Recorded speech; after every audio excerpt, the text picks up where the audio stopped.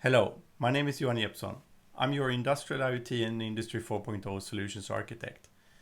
I'd like to talk about 4 things that helps a digital transformation.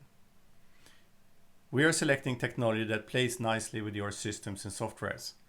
This means it makes it much easier to integrate your ERP, your SCADA, your MES systems, PLCs, sensors, and other softwares that you're using into our unified namespace. The unified namespace is the IoT core architecture.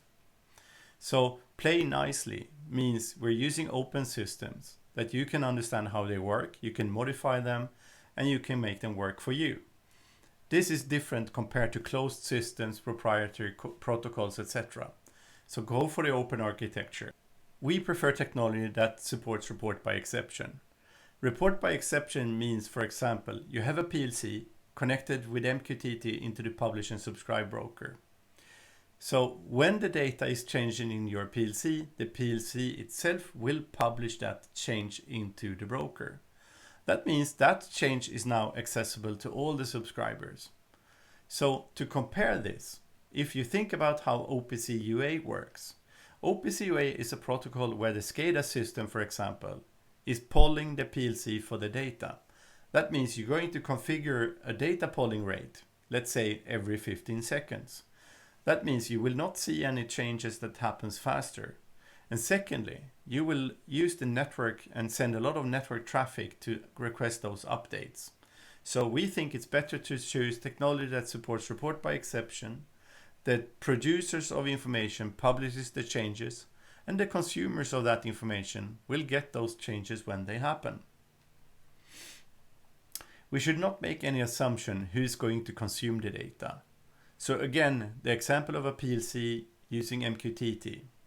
It will publish all its information because it doesn't know who is going to use it.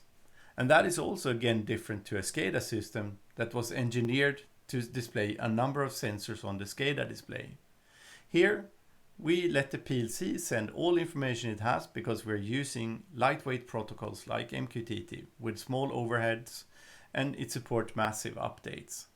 So make no assumption about the consumer, because one data point might have several consumers. We might want to send that data into the ERP system, we want to send it to our OEE calculation, and we want to send it to our maintenance systems, our CMS. And we want to send it maybe to a business analyst, a data scientist who wants to do predictive maintenance. So think about it. One data point, many consumers. And when you're buying new equipment, make sure they are Industry 4.0 compatible. They need to be compatible with your IoT core architecture. That means let the suppliers, the potential vendors know what you prefer. We document our minimum technical requirements and we let our suppliers know about them. We want to ask them what data those new things we are buying will produce and how can we access it. And of course, we want them to use the methodology we are using. So when the asset or the machine arrives, you plug the cable in and you can both start producing and make use of the data it provides. So if you want help to work on your own minimum technical requirements, you can reach out to me. Okay, since you come this far, you know the drill. Click on subscribe and click on the notifications. Thanks for watching.